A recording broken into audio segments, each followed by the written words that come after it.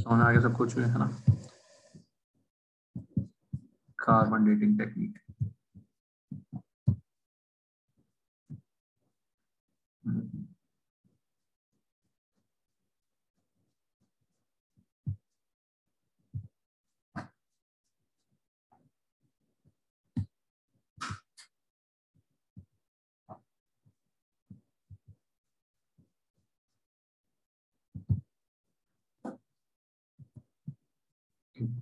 काफी लंबी सी कहानी लिखी हुई है इसमें, ठीक है। जो काम की चीज है उसको लास्ट पैराग्राफ में आपको सिर्फ 15 क्वेश्चन करना है। कौन सा क्वेश्चन करना है? 15। What should be the age of fossil for meaningful determination of its as.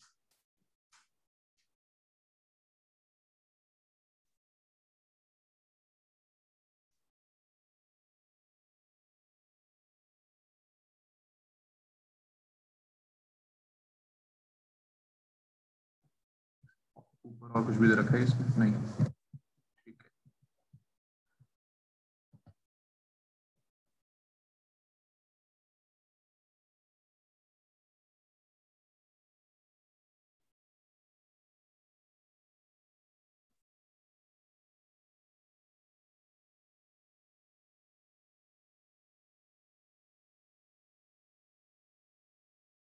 यार ये थोड़ा सा अलग टाइप का है।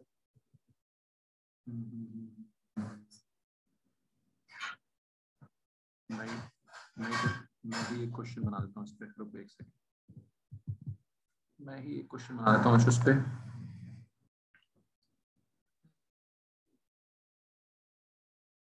Find the age of fuel sample containing showing activity of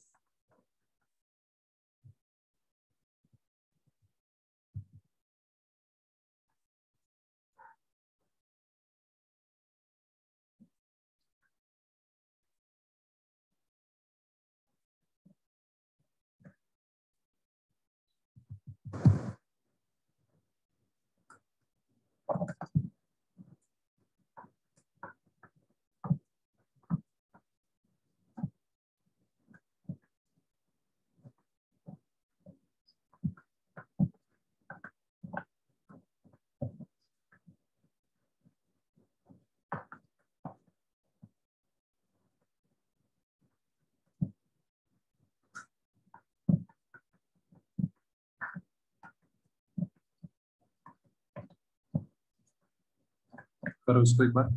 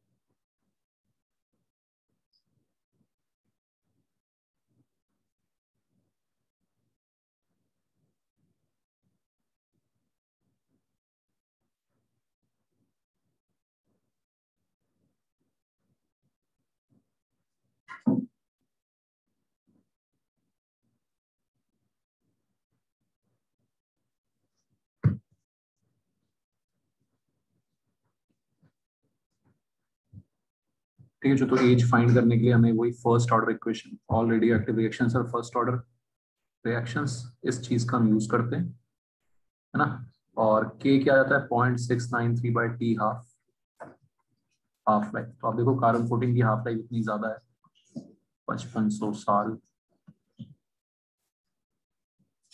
ऐसी तो इनकी हाफ लाइफ होती है, और ये रिएक्शंस आपको पता है इनफाइनाइट टाइम तक चलती रहती हैं। तो जो फॉसिल फ्यूल, जो मतलब मान लो डायनासोर भी अगर मर गया था, दब गया था हजारों साल पहले, वो भी उसमें भी कुछ, उसकी बोन्स में भी कुछ ना कुछ कार्बन 14 पड़ा होगा। उसकी एक्टिविटी अभी 30 आ रही है, पहले अगर वो ताजा था, जब मरा नहीं था तो 90 थी, अब 30 हो गई है। ऐसा कुछ डेटा आपको बच्चों गिवन हुआ है ना, कुछ नहीं करना, आपने एक बस इक्वेशन चिपकानी है अपने फर्स्ट ऑर्डर काइनेटिक्स, एक ही चीज आती है हमें, KT is equal to 2.303 log initial activity upon final activity. बस बात समझ आगे बच्चों। इनिशियल एक्टिविटी कौन सी, जो फ्रेश कट वुड, जब वो मरी नहीं है ना, और जो फॉसिल फ्यूल आज हमें मिला है उसमें कितनी एक्टिविटी होगी 30। फिर बच्चों इस टाइप के क्वेश्चंस भी आते हैं, आ चुके हैं, ध्यान रखना है आपको। बस सिंपल सा फॉर्मूला लगा के log 3 हो जाएगा बच्चों, ठीक है। 2.303 0.693 log 3 की वैल्यू 0.4732 इंटू 5500 साल, इतने ईयर्स जो है एज हो जाएगी फॉसिल फ्यूल सैंपल की। Clear everyone?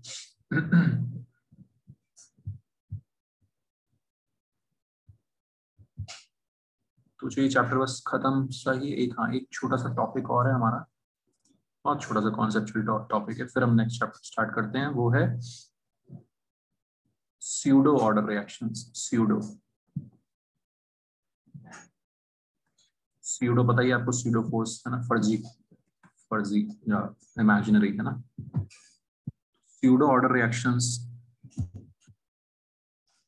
क्या होती हैं? जैसे हाइड्रोलिसिस ऑफ एस्टर है, हाइड्रोलिसिस ऑफ एस्टर है, उसमें H प्लस जो है कैटलिस्ट का काम करता है। किसका काम करता है? Catalyst. It behaves as catalyst. Ester, अच्छा पढ़ चुके हो आप ऑर्गेनिक में, एस्टर का हाइड्रोलिसिस हो रहा है। एस्टर के हाइड्रोलिसिस से क्या क्या बनता है? कार्बोक्सिलिक एसिड और एल्कोहल, है ना। कार्बोक्सिलिक एसिड और एल्कोहल। वो जो इसका जब हम रेट लिखते हैं, वो एस्टर पे भी डिपेंड करता है और H प्लस पे भी डिपेंड करता है। किस पे डिपेंड करता है? H प्लस पे भी डिपेंड करता है।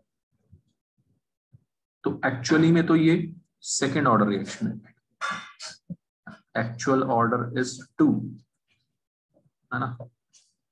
H प्लस पे भी डिपेंड कर रहा है, एस्टर पे भी डिपेंड कर रहा है। समझ में आ रहा है सबको? ठीक।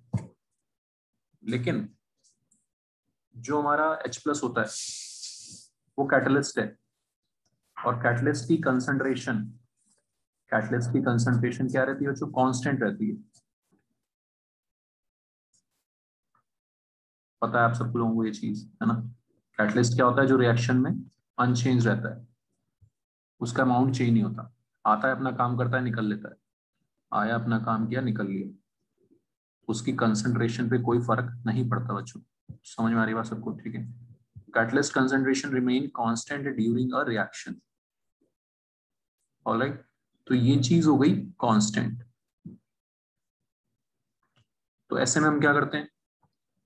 ऐसे में हम क्या कर सकते हैं? हम इस कांस्टेंट को, ठीक है, इस कांस्टेंट वैल्यू को रेट कांस्टेंट में मल्टीप्लाई मार देंगे।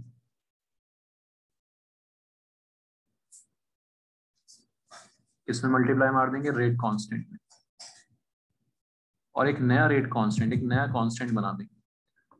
ये भी कांस्टेंट है, ये भी कांस्टेंट है। समझ में आ रहा है बच्चों? ठीक है। तो जो कांस्टेंट चीज हुई वो मल्टीप्लाई हो गई, उसमें एक नया कांस्टेंट बन गया। और अब हम बोलेंगे कि यार हमारा ये जो रेट है ये फर्स्ट ऑर्डर काइनेटिक्स फॉलो कर रहा है। कौन से ऑर्डर पे आ गया? फर्स्ट ऑर्डर पे आ गया, क्योंकि H प्लस तो अंदर मल्टीप्लाई हो गया। तो एक्चुअल ऑर्डर 2 था, but it is a pseudo first order reaction. It is a pseudo first order reaction. बताओ बच्चों, समझ आई कहानी सबको? ठीक, pseudo first order reaction.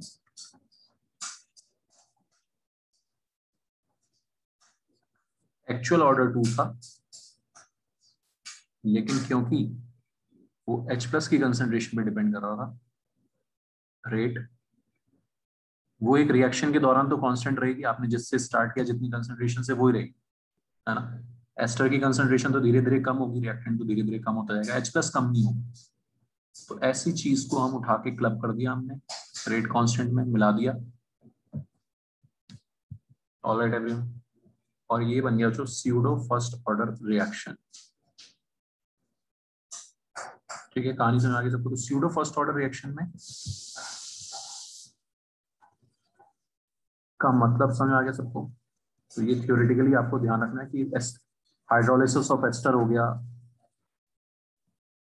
Inversion of cane sugar एक और रिएक्शन होती है ऑर्गेनिक में, बायोमोलिक्यूल्स में, ग्लूकोज सॉरी सुक्रोज का हाइड्रोलिसिस।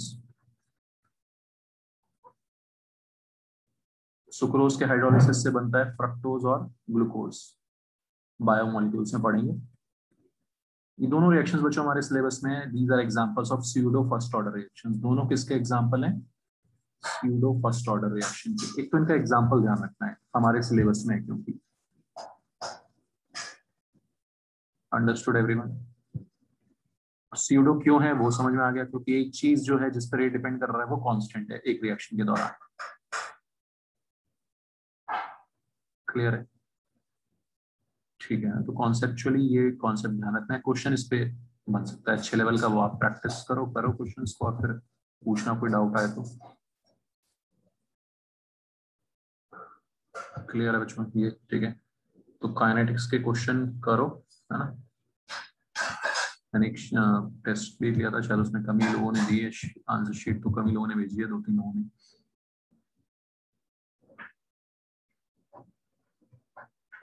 नेक्स्ट चैप्टर है हमारा इसमें लास्ट जो है फिजिकल का, वो है सरफेस केमिस्ट्री।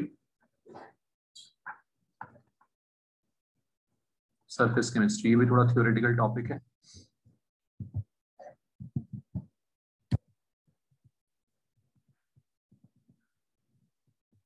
सरफेस केमिस्ट्री तो थियोरेटिकल है, स्कोरिंग है, लेकिन बहुत ज्यादा क्वेश्चंस आते हैं इसमें भी, जेईई में, इसमें भी, नीट में भी। सरफेस केमिस्ट्री में सबसे पहली चीज हम पढ़ते हैं एडजॉर्प्शन। क्या पढ़ते हैं? एडजॉर्प्शन क्या होता है?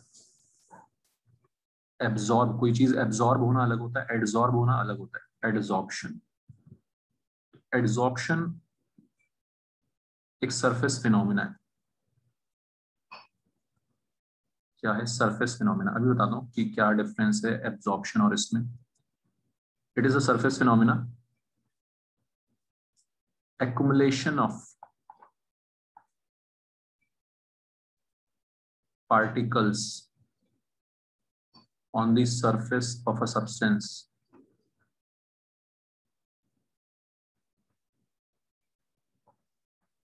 is called adsorption।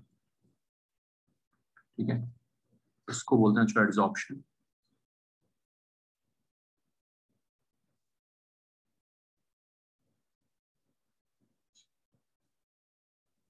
सिर्फ सरफेस पे इकट्ठा होना पार्टिकल्स का, सिर्फ सरफेस पे आके पार्टिकल्स का चिपक जाना इज एडजॉर्प्शन।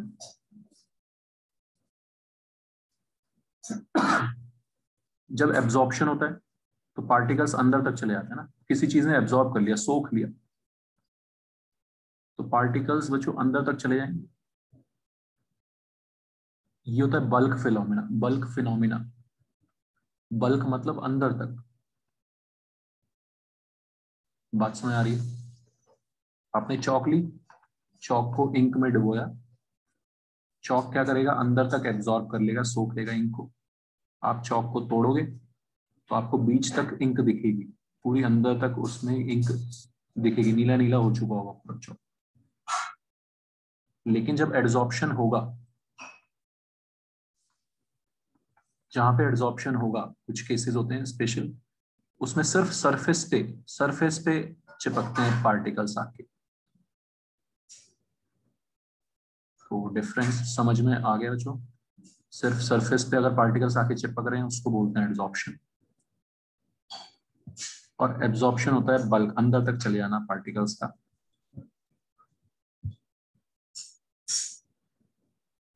जैसे सिलिका जेल होता है, वो एड्सॉर्ब करता है मॉइस्चर को, एड्सॉर्ब्स मॉइस्चर। कहीं पे आपको एड्सॉर्ब्स दिखा हुआ, आप समझ जाओगे कि अपनी वो सिर्फ बॉडी पे अपने ऊपर ऊपर जो है चिपका रहा है, अपनी सरफेस पे चिपका रहा है मॉइस्चर यानी कि वाटर वेपर्स को। ठीक है, बात सुना रहे हो? तो ये जो वॉशरूम में ओडोनिल वगैरह लगाते हैं वो मॉइस्चर को अपने ऊपर एड्सॉर्ब करता है। ठीक है, इससे ह्यूमिडिटी को, है ना, वॉशरूम में ह्यूमिडिटी को कम कर देता है, ह्यूमिडिटी को कम कर देता है। जो वहां पर हवा में वेपर्स उड़ रहे हैं, मॉइस्चर उड़ रहा है, उसको अपनी बॉडी पे क्या कर लेगा, एड्सॉर्ब कर लेगा। समझ में आ रही बात? सो सरफेस पे एड्सॉर्ब करना इज एड्सॉर्प्शन। एक एग्जांपल ये हो गया। चारकोल के अंदर बहुत इंपॉर्टेंट प्रॉपर्टी है। चारकोल जो है बहुत सारी गैसेस को अपने ऊपर एड्सॉर्ब कर लेता है। H2O2, अमोनिया, सबको अपनी सरफेस पे चिपका लेता है चारकोल। क्लियर हो? ठीक।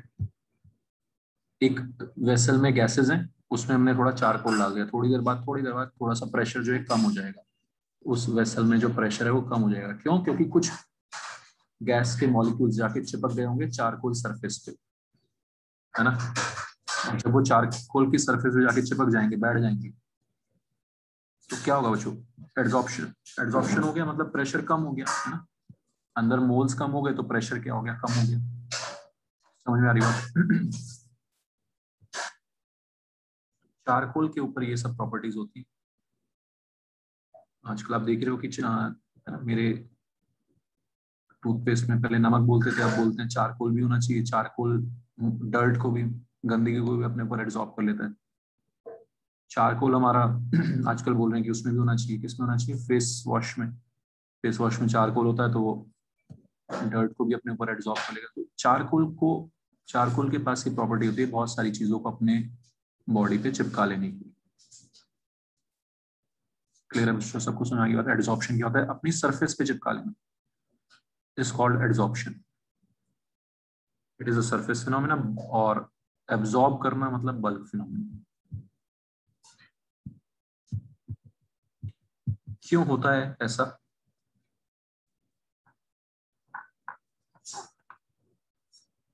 सरफेस फिनोमेना क्यों होता है? बिल्कुल सेम वजह से जो सरफेस टेंशन होता था फिजिक्स में। जो अंदर बल्क में जो पार्टिकल्स होते हैं उनके ऊपर जो अट्रैक्टिव फोर्स लगती है हर तरफ से, है ना?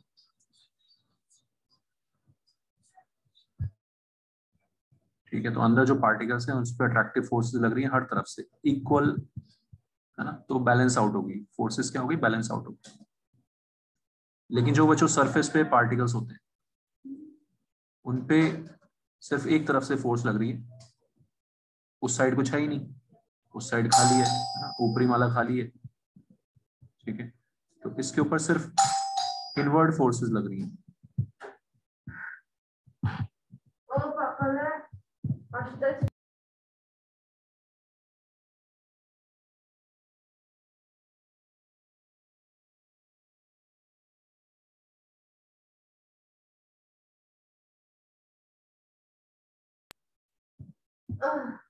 क्लियर है बच्चों? तो सरफेस फिनोमेना किस वजह से होता है?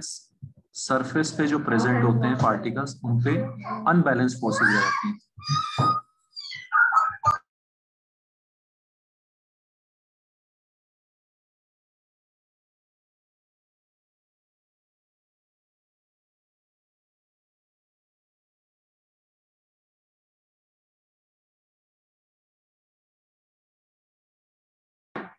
ठीक है, तो सरफेस पे जो पार्टिकल्स होते हैं उन पे नेट इनवर्ड फोर्सेस लगती हैं अनबैलेंस्ड। इसकी वजह से सरफेस पे एक अट्रैक्शन का माहौल पैदा हो जाता है। क्या पैदा हो जाता है? अट्रैक्शन का माहौल। ठीक है, गैस मॉलिक्यूल्स उड़ रहे हैं, गैस मॉलिक्यूल्स उड़ रहे होंगे, यहाँ से जा रहे होंगे, पास करेंगे तो उनको अट्रैक्शन फील होगी, है ना, तो आके बैठ जाएंगे थोड़ी देर, है ना। तो ये सरफेस जो है बुला रही है उसको, आओ आओ बैठो बैठो, थोड़ा देर रेस्ट करके जाना, है ना। बहुत ज्यादा स्पीड से नहीं उड़ रहे होंगे गैस पार्टिकल्स, तो आके बैठ जाएंगे, चिपक जाएंगे सरफेस पे। समझ में आ रहा है सबको? ठीक, आके सरफेस पे चिपक जाएंगे, ऐड हो जाएंगे। This is called adsorption. Clear? तो मैकेनिज्म क्या हो गया? It is due to the net inward forces of attraction, net unbalanced inward forces of attraction at the surface particles। इसी वजह से आपने पढ़ा है फिजिक्स में भी कि सरफेस टेंशन भी कभी कारण यही होती है, net inward forces of attraction. इसी का कारण ये, यही फोर्सेस एड्सॉर्प्शन का भी कारण है, रीजन है। समझ में आ रहा है बात? ठीक है, सारे सरफेस फिनोमेना का रीजन यही होता है। और हम क्या, चैप्टर का नाम क्या है? Surface chemistry. ठीक है, ये सब चीजें हमने पढ़नी है बच्चों यहाँ पे। Understood everyone? तो गैस के मॉलिक्यूल्स उड़ रहे थे, आके सॉलिड पे बैठ गए थोड़ी देर के लिए, आके बैठ गए सॉलिड पे, सॉलिड के जैसे हो गए, है ना, उड़ रहे थे आके बैठ गए। ऐसा ही इक्विलिब्रियम हमने वहां पे भी बनाया था, आपको याद ही है, एक लिक्विड सॉल्यूशन में भी बनाया था। गैस की सॉलिबिलिटी देख रहे थे जब हम लिक्विड सॉल्यूशन में, याद है बच्चों? ठीक, सेम चीज है, गैस के मॉलिक्यूल्स उड़ रहे थे आके बैठ गए, एनर्जी डिक्रीज होगी तो एक्सोथर्मिक प्रोसेस होगा। कैसा प्रोसेस होगा? Exothermic. Understood everyone? It is an exothermic process. Adsorption is an exothermic process. Point number 1. Sir एक बार फिर से एक्सप्लेन करेंगे कि एक्सोथर्मिक हाँ, क्या है? एक सेकंड में फिर से बता देता हूँ।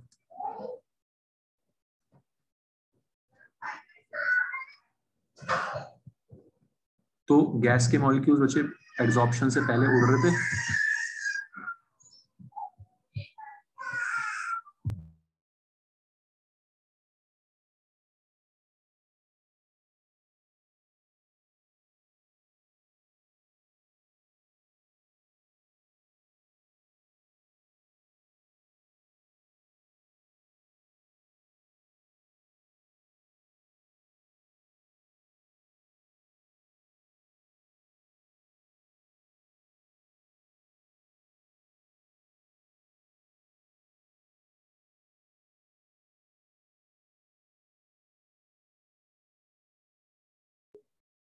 गैस के पार्टिकल्स पहले उड़ रहे थे, एनर्जेटिक थे, एनर्जेटिक थे, आके बैठ गए सॉलिड पे, चिपक गए सॉलिड पे, तो क्या हुआ? उनकी एनर्जी रिलीज हुई, है ना।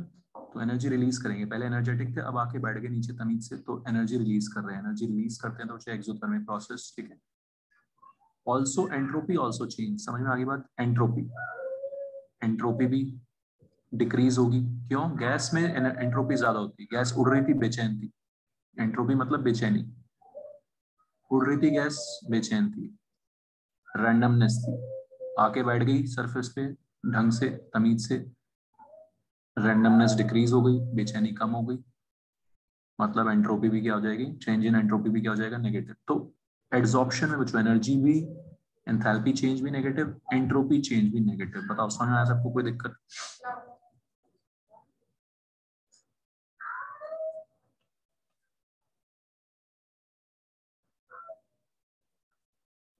हाँ जी, और कोई डाउट किसी को?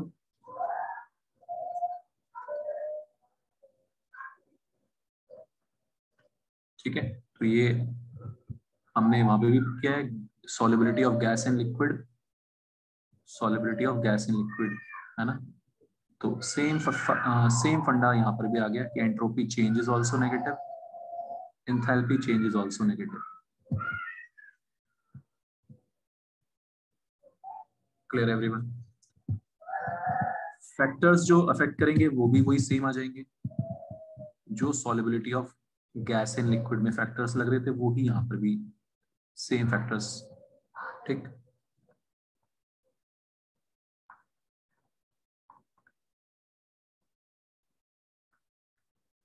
तो गैस इन लिक्विड की सॉल्युबिलिटी हम देखते थे बच्चों कोल्ड ड्रिंक के एग्जांपल से, है ना। सेम चीज यहाँ पे कोल्ड ड्रिंक में प्रेशर ज्यादा लगाते थे तो सॉल्युबिलिटी बढ़ जाती थी। यहाँ पर भी प्रेशर ज्यादा लगाएंगे एड्सॉर्प्शन बढ़ जाएगा। ऊपर हम प्रेशर लगाएंगे तो गैस नीचे जाके बैठ जाएगी, नीचे जाके चिपक जाएगी सरफेस पे। समझ आ रहा है सबको? ठीक है, तो प्रेशर ज्यादा तो एड्सॉर्प्शन ज्यादा। Understood everyone?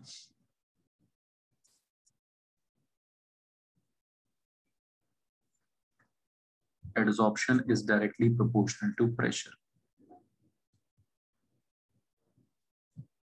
क्लियर है? दूसरा फैक्टर टेम्परेचर। फिर से वही चीज, कोल्ड ड्रिंक वाला एग्जांपल। टेम्परेचर बढ़ जाता है तो गैस निकल जाती है, लीक है ना, कोल्ड ड्रिंक में से गैस निकल जाती है टेम्परेचर बढ़ने पे। सेम चीज यहाँ पे बच्चों, टेम्परेचर ज्यादा होगा तो एड्सॉर्प्शन कम होगा। टेम्परेचर ज्यादा होगा, ज्यादा स्पीड से उड़ रहे होंगे मॉलिक्यूल्स, गैस के मॉलिक्यूल्स ज्यादा स्पीड से उड़ रहे हैं। सरफेस बुला रही है आओ बैठो बैठो, वो कह रहे मैं तो जल्दी में हूँ भाई, बहुत स्पीड से उड़ रहा हूँ, तो नहीं होगा अट्रैक्शन, नहीं होगा एड्सॉर्प्शन, नहीं होगा, उड़ते रहेंगे।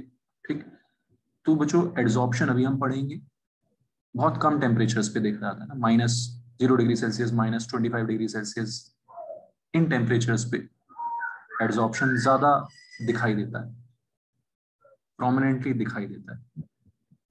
Understood everyone? पढ़ना है लिखना हमने इस चैप्टर में ये सब चीजें। ठीक है, तो टेम्परेचर ज्यादा है तो एड्सॉर्प्शन क्या होगा? कम होगा, सिंपल, समझ आ रही बात। और प्रेशर ऊपर लगा देंगे तो एड्सॉर्प्शन ज्यादा हो जाएगा। ठीक है Aryan, any doubt? Inversely proportional to temperature.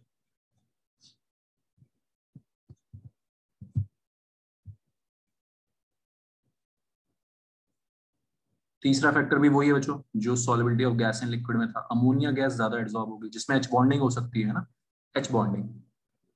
Ammonia में क्या हो सकता है? एच बॉन्डिंग, पोलर गैस है, एच बॉन्डिंग हो सकती है। तो पोलर गैसेस में अट्रैक्शन ज्यादा होता है, जिनमें एच बॉन्डिंग होती है उनमें अट्रैक्शन ज्यादा होता है। ऐसी गैसेस आसानी से एब्जॉर्ब होंगी जिनमें अट्रैक्शन ज्यादा होगा। Clear everyone?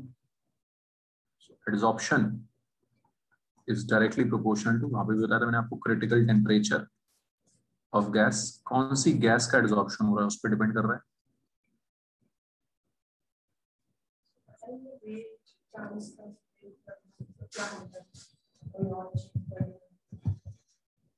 ठीक है, पोलर गैसेस के लिए ज्यादा अमोनिया, एच बॉन्डिंग होती है इसमें, अट्रैक्शन है ज्यादा होगा। नॉन पोलर गैसेस में मास से देखेंगे, CO2, O2, N2 और H2, हाइड्रोजन हीलियम का बहुत कम, very less adsorption. Non polar gases में क्या देखेंगे? मास। कैसे भी याद रख लो कि भाई ज्यादा मास होगा तो आराम से नीचे बैठ जाएगा, आके एड्सॉर्ब हो जाएगा, जल्दी थक जाएगा, नीचे आके बैठ जाएगा। सुना गया उसको सबको? नेचर ऑफ गैस पे कैसे डिपेंड कर रहा है।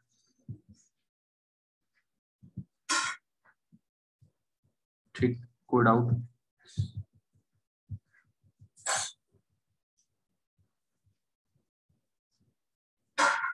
तो पोलर गैसेस में ज्यादा होगा, अट्रैक्शन ज्यादा होता है वहां पे। नॉन पोलर गैसेस में मास से देखेंगे, किससे देखेंगे? मास।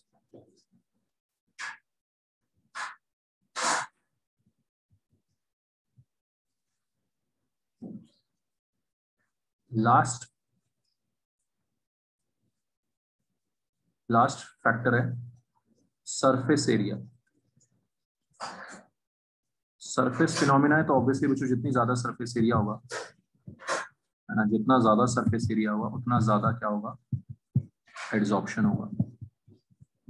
जितना ज्यादा सरफेस एरिया होगा उतना ज्यादा एड्सॉर्प्शन होगा, क्योंकि सरफेस फिनोमिना है। तो powdered charcoal is more effective than solid charcoal. Solid charcoal में सरफेस एरिया कम होगा जब हम उसको चूरा चूरा कर देंगे, है ना। किसी चीज को आप पाउडर कर देंगे तो अंदर से भी सरफेस निकल निकल के बाहर आएगा। समझ में आ रही मेरी बात सबको? अंदर से भी सरफेस निकल निकल के बाहर आएगा, सरफेस एरिया बढ़ जाएगा। ठीक, बड़ी चीज को आप तोड़ दो सरफेस एरिया बढ़ जाएगा, किसी बड़ी चीज के टुकड़े कर दो सरफेस एरिया बढ़ जाएगा। क्वेश्चंस भी करते हो आप ये सब फिजिक्स में, ठीक है। क्लियर है बच्चों सबको, ठीक। So powder charcoal is more effective than solid charcoal, क्यों? क्योंकि सरफेस एरिया ज्यादा होगा।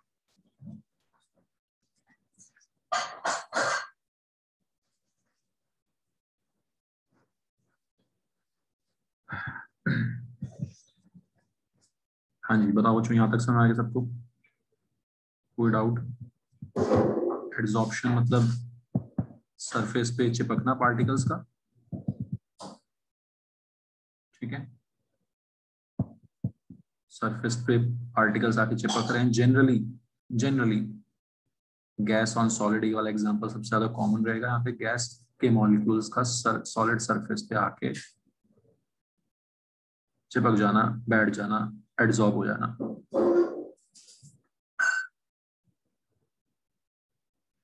कोई भी एड्सॉर्प्शन होगा, अट्रैक्शन आ रही है तो एनर्जी चेंज नेगेटिव होता है। अट्रैक्शन आने से हमेशा एनर्जी घटती है।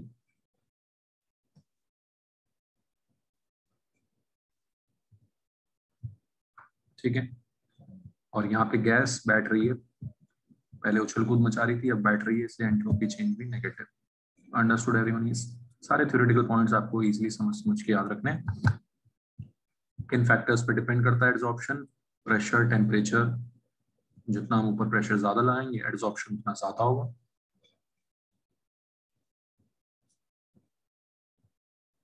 जितना ज्यादा दबाएंगे गैस उतना आराम से बैठ जाएगी नीचे। जितना टेम्परेचर ज्यादा होगा उतना गैस ज्यादा स्पीड से उड़ रही होगी, तो एड्सॉर्प्शन कम होगा।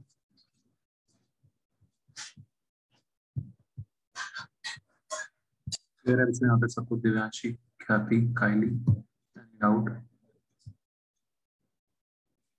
Yes sir. Mihir, Sunara, Rishabh, Prince.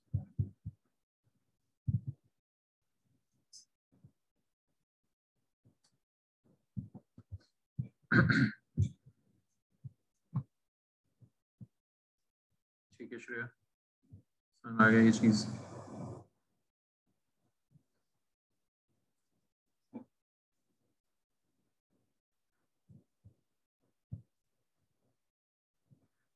जिस चीज पे एड्सॉर्प्शन होता है सॉलिड, मान लिया चारकोल है, चारकोल पे गैसेस एड्सॉर्ब हो रही है, तो जिस पे एड्सॉर्प्शन होता है उसको बोलते हैं बच्चों एड्सॉर्बेंट। क्या बोलते हैं, नाम है दो नए स्पेशल, एड्सॉर्बेंट। सब्सटेंस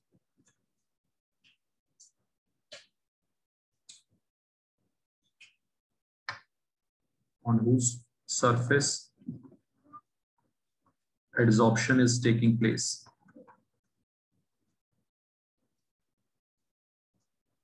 एग्जाम्पल से याद रखो, चारकोल इज एन एड्सॉर्बेंट, और जो गैसेस एड्सॉर्ब हो रही हैं वो है एड्सॉर्बेट।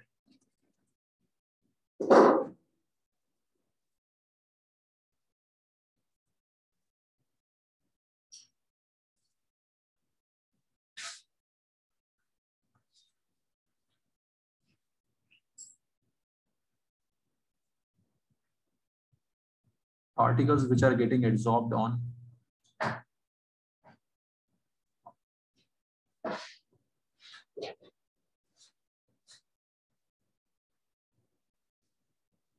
adsorbent surface.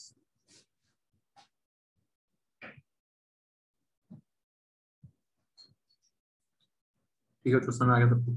तो ये थियोरेटिकली हमें ध्यान रखना है कॉन्सेप्ट।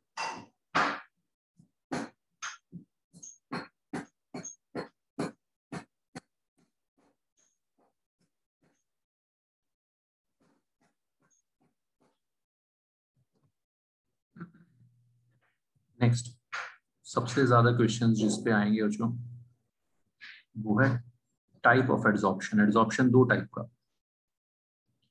फिजिसॉर्प्शन और केमिसॉर्प्शन। Very important.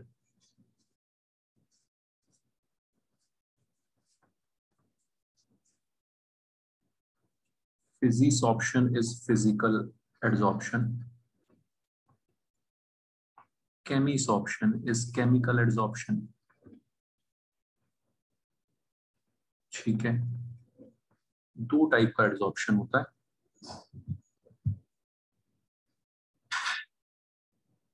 और उनमें हमने डिफरेंस याद रखना है, पॉइंट्स ऑफ डिफरेंस याद रखने हैं समझ समझ के। क्लियर है बच्चों? जब एड्सॉर्प्शन का कारण weak van der waals forces of attraction होंगे, जब एड्सॉर्प्शन का कारण weak van der waals forces of attraction होंगे, जैसे अभी मैं आपको ऊपर बता रहा था, है ना, अट्रैक्शन चल रही थी, आओ आओ बैठो बैठो, ठीक है, तो उसको बोलते हैं जो physisorption, physical adsorption. Adsorption due to weak van der Waal forces of attraction, van der Waal forces of attraction is called physisorption. क्या बोलते हैं इसको? फिजिसॉर्प्शन बोलते हैं। Clear everyone? समझ में आ रही बात?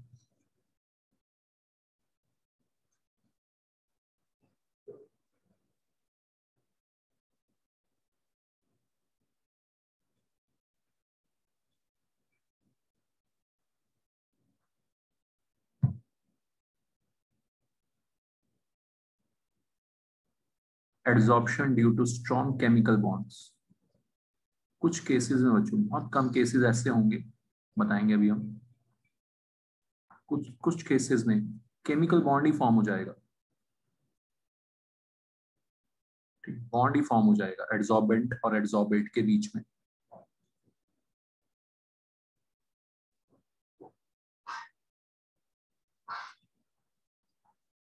ऐसे एड्सॉर्प्शन को बोलेंगे हम केमिसॉर्प्शन। क्या बोलेंगे इसको? केमिसॉर्प्शन। क्लियर बच्चों? तो obviously heat of adsorption chemisorption में बहुत ज्यादा होगी। क्या होगी? ज्यादा होगी। ऑलराइट, समझ आ रही बात? कुछ मान लो आप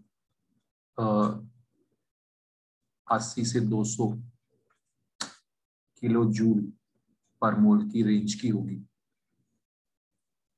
वेराज फिजिसॉर्प्शन में हीट ऑफ एड्सॉर्प्शन कम होगा। भाई जितना ज्यादा एड्सॉर्प्शन, जितना ज्यादा अट्रैक्शन, है ना, जहां पे मैंने क्या बोला, जहां अट्रैक्शन होता है वहां पे एनर्जी रिलीज होती है, जितना ज्यादा अट्रैक्शन होगा उतनी ज्यादा एनर्जी रिलीज होगी, है ना। तो बॉन्ड जब फॉर्म होगा तो ज्यादा एनर्जी रिलीज होगी। फिजिकल एड्सॉर्प्शन, फिजिकल अट्रैक्शन होगा नॉर्मल, तो heat of adsorption is low, कम होगा। ये होता है कुछ 20 से 40 किलो जूल पर मोल की रेंज के बीच में। ठीक है, जो समझ आ रहा है सबको पॉइंट्स, पॉइंट्स ऑफ डिफरेंस?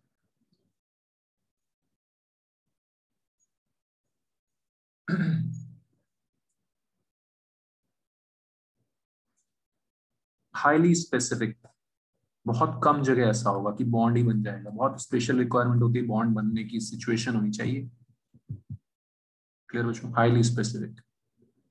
अब चारकोल, कार्बन तो हर एक के साथ बॉन्ड बना नहीं सकता, कार्बन के लिए तो बहुत ही special high amount of energy चाहिए बॉन्डिंग करने के लिए। नॉट स्पेसिफिक, ये फिजिकल अट्रैक्शन कहीं पे भी हो जाएगा, चारकोल के ऊपर कोई भी गैस आके एड्सॉर्ब हो जाएगी, H2O2 अमोनिया, किसी में कोई भेदभाव नहीं हो रहा, सब आके एड्सॉर्ब हो रही है। क्लियर बच्चों? ठीक। लेकिन केमिकल बॉन्ड बनने के लिए बहुत स्पेशल रिक्वायरमेंट की जरूरत होती है। जैसे मैं एक एग्जांपल दूंगा तो आपको चीज समझ में आएगी।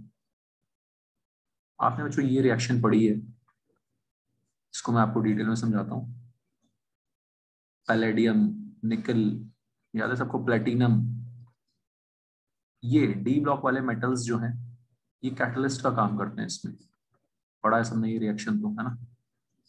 अभी आपने ऑर्गेनिक में पढ़ लिया, और आपने कोई 9th क्या मतलब 10th में 11th में हर जगह पढ़ा है। हाइड्रोजिनेशन क्या है? ये कैटालिटिक हाइड्रोजिनेशन। क्या होता है इसमें? ध्यान से सुनना मेरी बात। कैटालिटिक हाइड्रोजिनेशन, ये जो डी ब्लॉक मेटल्स हैं, पैलेडियम, प्लेटिनम, कोई भी सॉलिड होते हैं, ये अपनी सरफेस पे H2 मॉलिक्यूल को बुलाते हैं, अट्रैक्शन मारते हैं, आओ आओ बैठो बैठो, थोड़ा रेस्ट करके जाना। ठीक है बच्चों? तो केमिसॉर्प्शन की शुरुआत भी, केमिसॉर्प्शन की शुरुआत भी कहाँ से होती है? फिजिसॉर्प्शन से होती है। पहले बुलाया, आओ आओ बैठो बैठो, ठीक। फिर धीरे धीरे बॉन्ड बनने का माहौल बना, ठीक है। फिर इसके साथ है ना टेंडेंसी होती है, डी ब्लॉक मेटल्स की टेंडेंसी होती है हाइड्राइड फॉर्म करने की, tendency to form hydride, H के साथ बॉन्ड बनाने की टेंडेंसी होती है हाइड्रोजन के साथ। समझ में आ रही बात बच्चों? ध्यान से समझना इसको। तो क्या करते हैं ये, खुद उसके साथ बॉन्ड बनाते हैं और उसका बॉन्ड तोड़ देते हैं। H2 का जो HH बॉन्ड था उसको बीच से तोड़ देते हैं, खुद के साथ बॉन्ड बना लेते हैं, H2 के बॉन्ड को तोड़ देते हैं। समझ में आ रही सबको चीज? तो कैटलिस्ट का काम कर रहे हैं। अगर मेरे को H2 चिपकाना है एल्कीन पे, सबसे पहले H2 का बॉन्ड तोड़ना पड़ेगा, ये काम हमारा कर दिया कैटलिस्ट ने। समझ में आ रही बात बच्चों? अब आता है CH2 उड़ता हुआ स्टाइल में, एक एक H को चिपकाता है अपने ऊपर, एक एक H को अपने ऊपर चिपकाता है और किस में कन्वर्ट हो जाता है, एल्केन में। बताओ जो समझ में आया सबको, कोई दिक्कत? तो शुरुआत हुई फिजिकल एड्सॉर्प्शन से, फिजिकली एड्सॉर्ब किया अपनी सरफेस पे, आओ बैठो बैठो, उसके बॉन्ड तोड़ के खुद के साथ बॉन्ड बनाए, पीठ में छुरा घोप दिया, ठीक है, ठीक है, 2 टुकड़े कर दिए उसके, और फिर उसको एल्कीन के हाथों बेच दिया, एल्कीन को पकड़ा दिया, एक एक H हो गया हाइड्रोजनेशन। Clear everyone? कहानी समझ में आ गई सबको? ठीक है। तो बच्चों ये भी कैटलिस्ट का यूज हो रहा है, एड्सॉर्प्शन फिनोमेना का यूज हो रहा है यहाँ पे, केमिसॉर्प्शन का यूज हो रहा है यहाँ पे, ठीक। आपको याद होगा मैंने ऑर्गेनिक में आपको बताया भी था कि हम आगे पढ़ेंगे भी इस चीज को। जब हम इसका हाइड्रोजनेशन करते हैं, है ना, या सबको याद है Lindlar's catalyst, Lindlar's catalyst, poison भी पढ़ेंगे इस चैप्टर में। क्या पढ़ेंगे? पॉइजन, पैलेडियम पे कैल्शियम कार्बोनेट, है ना, ये सब टर्म्स मैंने ऑर्गेनिक में यूज की थी कि पॉइजन लगा हुआ है सरफेस केमिस्ट्री में। अब हम वो सब चीजें पढ़ेंगे, ठीक है बच्चों। तो ये एक स्टेप पे इसका रिडक्शन होता था, एक एक एच उठाते हैं ये, और ध्यान से सुनना मेरी बात, सिन एडिशन होता है। एच कहां से लगता है? सेम साइड से, एच सेम साइड से लगता है, सिस एल्कीन बनता है। कौन सा एल्कीन बनता है? बनता है बच्चों, सिस बनता है, ट्रांस नहीं बनता इसमें। याद है सबको? क्योंकि एच आपने अब देखो मैकेनिज्म, एच सेम साइड से तो चिपकाएगा एच, है ना, सरफेस पे पड़े हुए हैं एच, तो एल्काइन पे कहां से चिपकेंगे? सेम साइड से, सेम साइड ऑफ प्लेन से चिपकेंगे। कौन सा एल्कीन बनेगा? Cis alkene. बताओ जो कहानी समझ आ गई सबको? ठीक है, दिव्यांशी, श्रेया, कायली, पूरी कहानी क्लियर है कैटालिटिक हाइड्रोजनेशन की, कैसे हुआ, कैसे केमिसॉर्प्शन हुआ। एक एग्जांपल दिया मैंने आपको सिर्फ, है ना, हाईली स्पेसिफिक, बहुत कम जगह ऐसा देखने को मिलेगा कि बॉन्ड ही बन जाए, उसमें से एक ये है।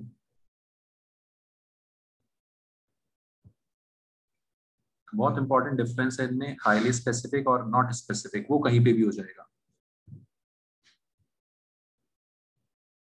ठीक है मेहर, समझ आ गया? प्रिंस, ऋषभ, सो तो नहीं रहे? वृष्टि, सब सो रहे हैं?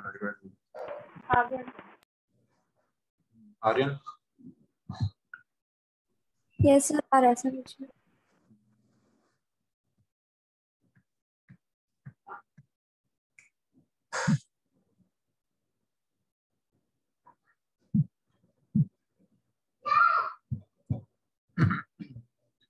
तो जो ये आपका केमिसॉर्प्शन का एग्जांपल, हाईली स्पेसिफिक वो बहुत है ना, तो डी ब्लॉक मेटल्स का नेचर होता है हाइड्राइड बनाने का, ये उनकी खासियत है।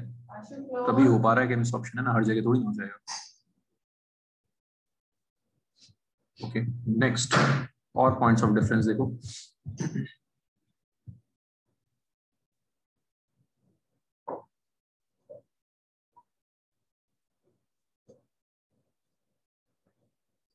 इर्रिवर्सिबल, रिवर्सिबल, इस पॉइंट का क्या मतलब है? पार्टिकल्स आओ आओ बैठो बैठो, आओ आके बैठे, थोड़ी देर रेस्ट वेस्ट किया, फिर वापस से उड़ गए, बॉन्ड थोड़ी ना फॉर्म हो गया, फिजिकल अट्रैक्शन, आए बैठे थोड़ी देर रेस्ट किया फिर निकल गए। तो फिजिसॉर्प्शन इज रिवर्सिबल, एड्सॉर्प्शन हुआ फिर डीसॉर्प्शन, है ना, एड्सॉर्प्शन के उल्टे को बोलते हैं बच्चों डीसॉर्प्शन, टूटना, वापस से निकलना, अट्रैक्शन का खत्म होना। Understood everyone? ठीक है, एडजॉर्प्शन हुआ, फिर डिसॉर्प्शन हो गया, रिवर्सिबल प्रोसेस है। यहाँ पे बॉन्ड बन गया तो फिर अब फिर वो टूटना मुश्किल हो जाएगा, है ना, तो इरिवर्सिबल प्रोसेस है। आया, एडजॉर्प्शन तो हो गया, फिर वो एक बार हो गया तो हो गया, फिर वो बॉन्ड टूटना मुश्किल हो जाएगा। समझ में आ रही बात? वो रिवर्सिबल है। क्लियर है बच्चों?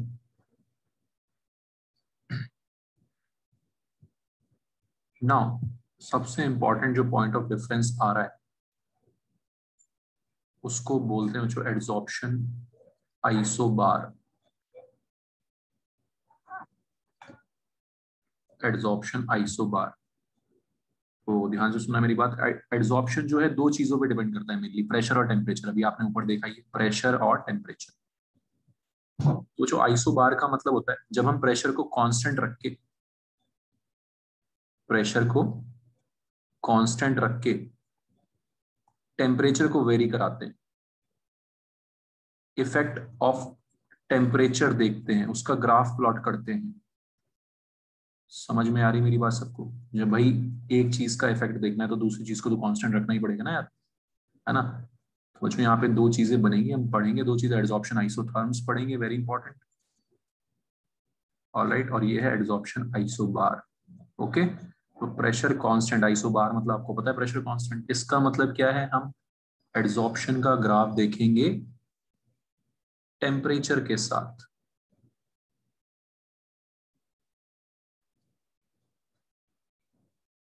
बताओ, याद रहेगा सबको एडजॉर्प्शन आइसोबार का मतलब? कोई दिक्कत?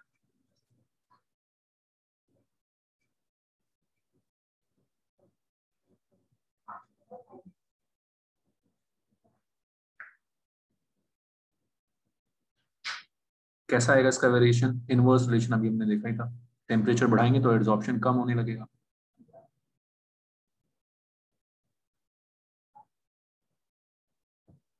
समझ आ रहा है सबको? एडजॉर्प्शन कम होता जाएगा जैसे जैसे हम टेम्परेचर बढ़ाएंगे, होगा फिजिक्स ऑप्शन में।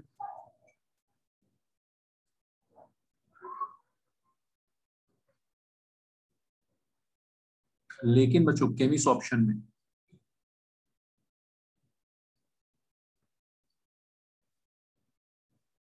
हाँ ध्यान से सुना मेरी बात, केमिस्ट ऑप्शन में है, फिजिक्स ऑप्शन में तो मैंने आपको बताया कि भाई -25 डिग्री सेल्सियस है ना, हम पढ़ेंगे भी एडजॉर्प्शन आइसोथर्म्स में भी। -25 डिग्री सेल्सियस, -78 डिग्री सेल्सियस, उस टेम्परेचर में, उतने रेंज में जाके थोड़ा फिजिक्स ऑप्शन ज्यादा इजीली दिखाई देता है। वरना बच्चों रूम टेम्परेचर में भी इतनी एनर्जी होती है गैस की, वो कि वो एड्जॉर्ब ना हो, है ना, होगी नहीं। रूम टेम्परेचर में अच्छी खासी एनर्जी होती है गैस के पार्टिकल्स, बहुत तेजी से दौड़ रहे होते हैं, किसी के आओ बैठो बैठो बुलाने पे रुकेंगे नहीं। ठीक, लेकिन हमारा केमिस्ट ऑप्शन, उसको थोड़ा सा टेम्परेचर चाहिए, वो माइनस वाले टेम्परेचर्स में नहीं होगा। क्यों नहीं होगा? सिंपल सी बात है, केमिस्ट ऑप्शन में एक रिएक्शन हो रही है, बॉन्ड बनना मतलब एक रिएक्शन होना। और आपने पढ़ा है एक्टिवेशन एनर्जी, पिछले चैप्टर में पढ़ा है केमिकल काइनेटिक्स में, है ना। तो मिनिमम एनर्जी तो बच्चों चाहिए होती है एक रिएक्शन करवाने के लिए, है ना, some minimum energy is required. Alright, समझ आ रही बात? अभी ऊपर ही देखा आपने, भाई बॉन्ड बनने के लिए H2 के बॉन्ड तो तोड़ने ही पड़ेंगे ना, H2 के बॉन्ड नहीं टूटेंगे तब तक कहां से होगी रिएक्शन? क्लियर है? तो एक टेम्परेचर है ना, नेगेटिव वाले टेम्परेचर्स पे -70 -25, उस पर तो होगा ही नहीं, केमिस्ट ऑप्शन बहुत कम होगा। तो पहले टेम्परेचर बढ़ाने में बढ़ता है केमिस्ट ऑप्शन, फिर एक लेवल तक, है ना, रूम टेम्परेचर तक, रूम टेम्परेचर पे काफी अच्छा खासा हो जाता है। फिर और टेम्परेचर बढ़ाओगे तो आप फिर कम होने लगेगा, फिर बॉन्ड टूटना शुरू हो जाएंगे। बताओ जो समझ में आया सबको, फिजिक्स ऑप्शन और केमिस्ट ऑप्शन में very important difference, variation with temperature. Any doubt?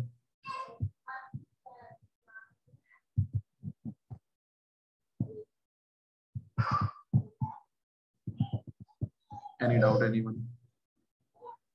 बात में आगे भाई।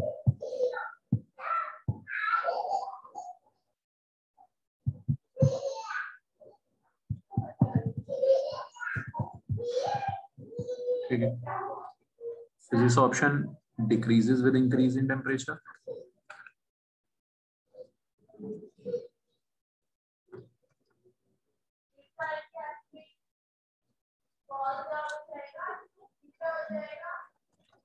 Chemisorption first increases then decreases.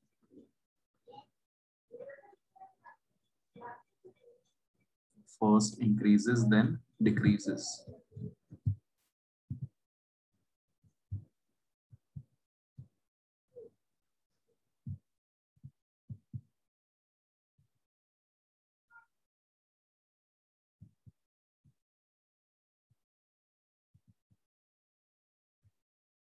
Clear है बच्चों? पहले इंक्रीज फिर डिक्रीज। तो ये डिफरेंस है हमारा फिजिक्स ऑप्शन और केमिक्स ऑप्शन में, एक तो important.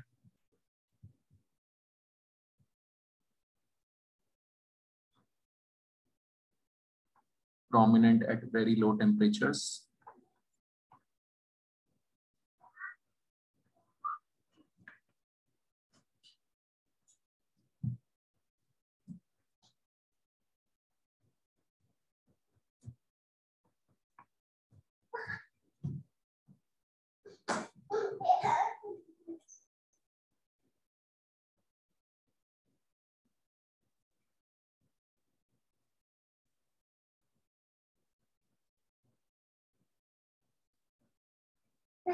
And chemist option is prominent at slightly higher temperatures like room temperature.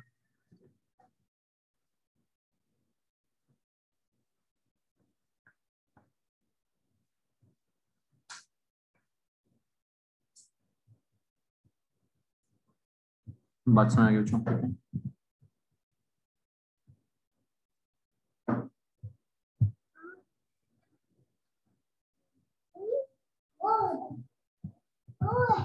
Last और बहुत इंपॉर्टेंट पॉइंट ऑफ डिफरेंस है multi layer phenomena. It is multi layer.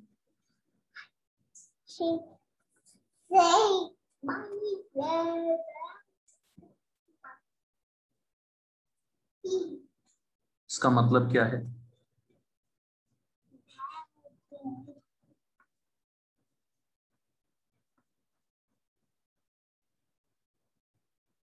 जो फिजिकल अट्रैक्शन है तो वो बहुत सारे लेयर्स में हो सकता है।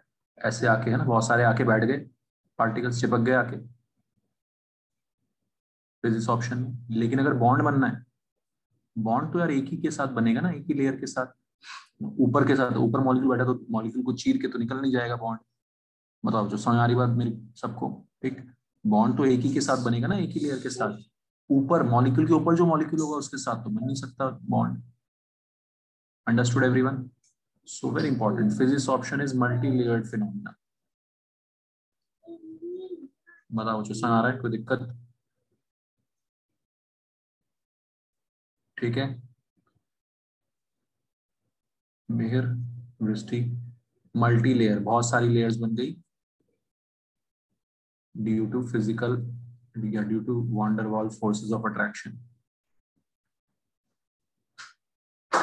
मोनोलेयर तो chemical bond can be formed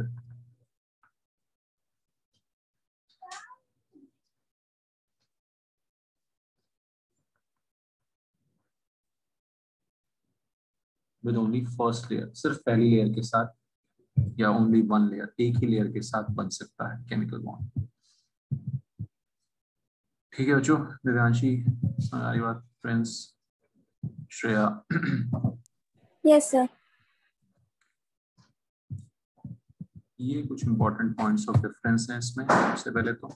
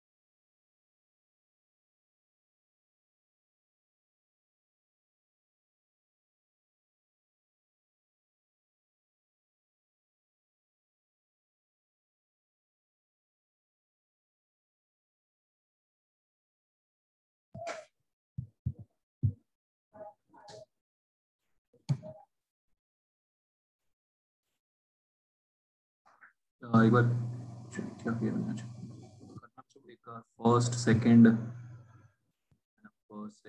और third question try, first second third.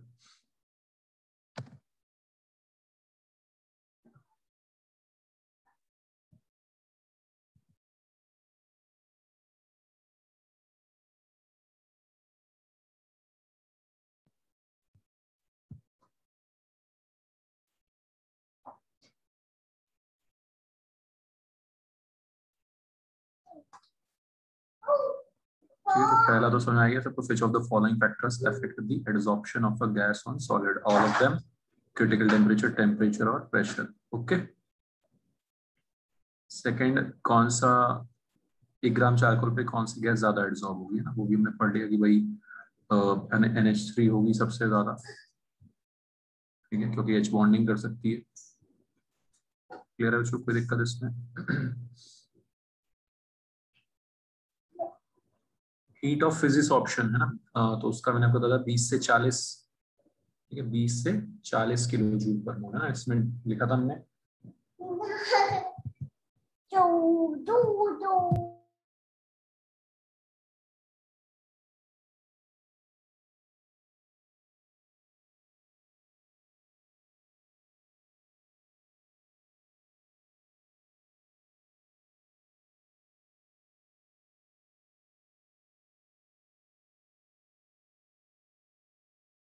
ठीक है बच्चों, वो टेबल आपने सबने देख ली ध्यान से, ठीक। हमने क्या लिखा है इस टेबल में भाई, टेम्परेचर जो है मतलब एनर्जी जो है, डेटा पे बच्चों ध्यान रखना, डेटा पे भी क्वेश्चन आता है कि क्या चल रहा है। Heat of adsorption is low in case of physics option, कितना 20 से 40 किलो जूल, 20 से 40 किलो जूल पर मोल, और हीट ऑफ एड्सॉर्प्शन हाई है केमिस ऑप्शन में, कितना 80 से 200 किलो जूल पर मोल, ठीक है। ऑलराइट, तो ये ग्राफ, अभी और क्वेश्चन देखते हैं, सब लोग देख लो ध्यान से, पॉइंट्स समझ में आ गए सबको। फिजिक्स ऑप्शन टेम्परेचर बढ़ने के साथ साथ घटता जा रहा है, और केमिस ऑप्शन पहले बढ़ता है फिर घटता है, फर्स्ट इंक्रीजेस देन डिक्रीजेस, ठीक है, क्योंकि केमिस ऑप्शन केमिकल बॉन्ड बनने के लिए थोड़ी सी एनर्जी तो चाहिए होती है पहले, है ना, तो सम एक्टिवेशन एनर्जी इज रिक्वायर्ड, इसलिए पहले बढ़ता है और फिर घटता है। क्लियर है बच्चों, मल्टी लेयर और मोनोलेयर, ये सारे कॉन्सेप्ट्स आपको ध्यान रखने हैं, गौर कर लेते हैं इस पे।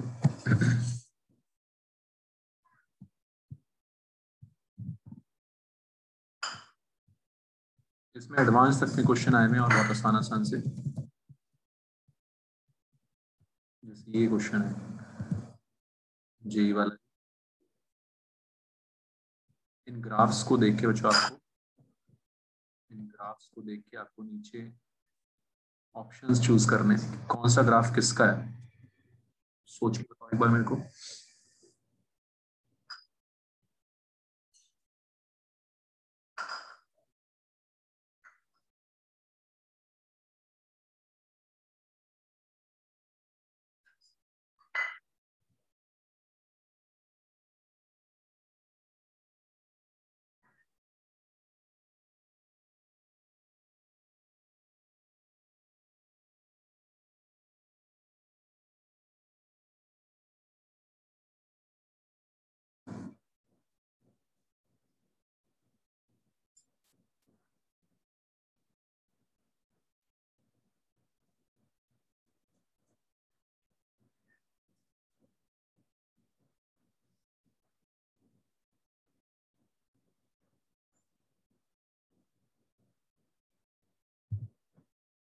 पहला ग्राफ ना टेम्परेचर के साथ साथ घटता जा रहा है, मतलब ये फिजिक्स ऑप्शन का ग्राफ है, अभी पढ़ा हमने, ठीक है, अभी पढ़ा बच्चों हमने, है ना, adsorption isobar, understood everyone, P constant, ठीक है, तो टेम्परेचर बढ़ने के साथ साथ गैस का एड्सॉर्प्शन घटता जा रहा है, दैट इज फिजिक्स ऑप्शन, और पहले बढ़ रहा है, बाद का दिखाया नहीं लेकिन पहले बढ़ रहा है ना टेम्परेचर के साथ, तो सेकंड ग्राफ किसका हो गया, केमिस ऑप्शन का हो गया। कोई दिक्कत बच्चों, समझ में आ गई सबको बात? पहला ग्राफ फिजिक्स ऑप्शन का, सेकंड ग्राफ केमिस ऑप्शन का, ऑलराइट।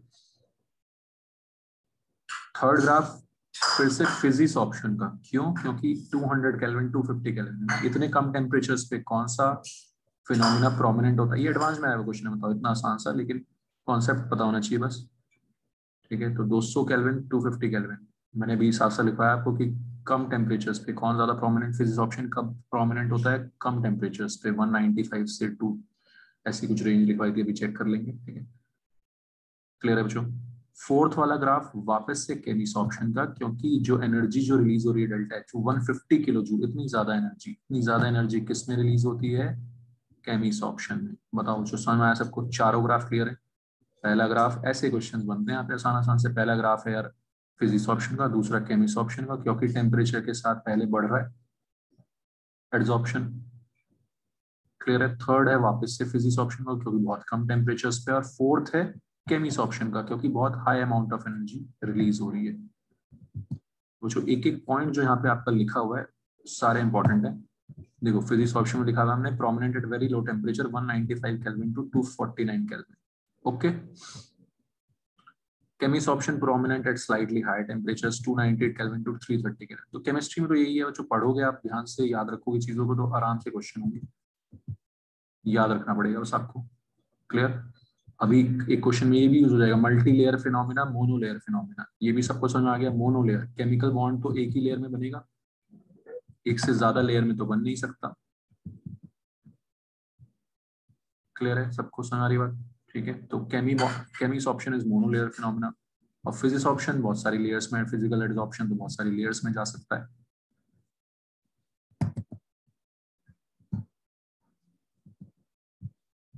Clear everyone? तो ये सारे पॉइंट्स जो हमने लिखे यहाँ पे, सब पे क्वेश्चन है। एनर्जी का डेटा याद रखो, 20 टू 40 किलो जूल पर मोल फिजिक्स ऑप्शन के लिए, 80 टू 200 किलो जूल पर मोल केमिस ऑप्शन के लिए। क्लियर है बच्चों? तो इस टाइप के क्वेश्चंस यहाँ पे रहते हैं।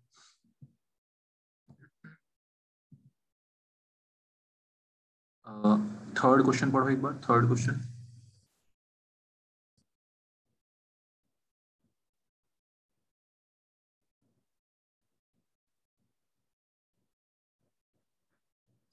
करेक्ट स्टेटमेंट्स बताते जाना मेरे को साथ साथ। एड्सॉर्प्शन इज ऑलवेज एक्सोथर्मिक, सही बात है बिल्कुल। सबसे पहले हमने पढ़ा adsorption is always exothermic. B, physisorption में transform into chemisorption at high temperature, ये भी सही है बच्चों, है ना। फिजिक्स ऑप्शन हुआ, फिर थोड़ा सा हाई टेम्परेचर देंगे तो केमिस ऑप्शन में भी कन्वर्ट हो सकता है, वो बॉन्ड बनाने के लिए एनर्जी चाहिए। हाँ जी, समझ में आ रही सबको बात? ठीक है, आर्यन, दिव्यांशी, कायली, समझ आ रहा है सबको? प्रज्ञा, एनी डाउट? पॉइंट क्लियर है? तो सारे पॉइंट्स बच्चों थ्योरेटिकली आएंगे आपके सामने, नोट्स में से आएंगे। Physisorption increases with increasing temperature but chemisorption, ये गलत है। फिजिक्स ऑप्शन तो उल्टा घटता है टेम्परेचर बढ़ाने पे। कह रहे बच्चों सी इज रॉन्ग, तो ए और बी सही है। फिर डी पार्ट देखो, chemisorption is more exothermic than physisorption, बिल्कुल सही बात है, ज्यादा एनर्जी रिलीज होती है केमिक्स ऑप्शन में। However it is very slow due to higher energy of activation, this is again correct. आपको ये भी पता है कि इसमें हायर एनर्जी ऑफ एक्टिवेशन चाहिए, बॉन्ड बनाने के लिए एनर्जी ऑफ एक्टिवेशन ज्यादा चाहिए। और जब बच्चों एनर्जी ऑफ एक्टिवेशन ज्यादा होता है तो वो स्लो हो जाता है प्रोसेस, ये आपने केमिकल काइनेटिक्स में पढ़ा है पिछले चैप्टर। तो एडवांस्ड में भी ऐसे ऐसे क्वेश्चंस आते हैं, थ्योरेटिकल एकदम आसान से इस चैप्टर से। स्कोरिंग क्लियर है बच्चों? स्कोरिंग करना क्या है आपको, बस ये पॉइंट्स सारे ध्यान रखने हैं, इनका मतलब समझ में आना चाहिए आपको। क्लियर है बच्चों? ठीक है, तो आज आप जितना पढ़ो, फिर हम नेक्स्ट क्लास में इसके ना सारे ये हो गए, उसके बाद हमें एडजॉर्प्शन आइसोथर्म्स पढ़ने हैं ना। तो आइसो बार आपने आज पढ़ा, आइसो बार का मतलब क्या होता है? कांस्टेंट प्रेशर पे टेम्परेचर का इफेक्ट देखना। क्लियर? ठीक है, चलो बाय एवरीवन। सर हाँ, कोई कुछ बोल रहा है? सर आप क्या एक बार स्लाइड फिर से दिखा सकते हैं, स्क्रीनशॉट लेने का? हाँ हाँ प्रज्ञा, प्रज्ञा तूने बीच में शायद वो हो गया था ना डिस्कनेक्ट। हाँ सर, लाइट चली गई थी तो वाईफाई डिस्कनेक्ट हो गया था। कहाँ से? क्या नहीं सुना, बता। सर ऊपर में जो आपने फिजियो फिजियो मीन्स जो आपने क्वेश्चन बताया ना, एडजॉर्प्शन के दो क्वेश्चंस, ये वाला। क्वेश्चन तो मैंने हाँ अलग से स्लाइड पे कराए थे, वो वाली स्लाइड। नहीं सर, यही वाली स्लाइड से इसको, अच्छा, टेबल को मेरे को स्क्रीनशॉट लेना। हाँ ये तो अभी नोट्स में भेज दूंगा, उसकी टेंशन मत ले। अच्छा, तू ग्रुप पे अभी एडिट नहीं है ना? नहीं सर। अच्छा, तो सृष्टि मैम से ले लेना, मैं सृष्टि मैम को भेज दूंगा, ठीक है? ठीक है सर। ये नोट्स तो मैं भेज देता हूँ, ठीक है? इसका पीडीएफ बना के, उसकी टेंशन नहीं है, ओके? और रिकॉर्डेड लेक्चर भी मिल जाएगा तेरे को, ठीक है? ठीक है सर। हाँ, थैंक यू सर। उससे तुम कवर भी कर सकते हो, ओके? हाँ, बाय।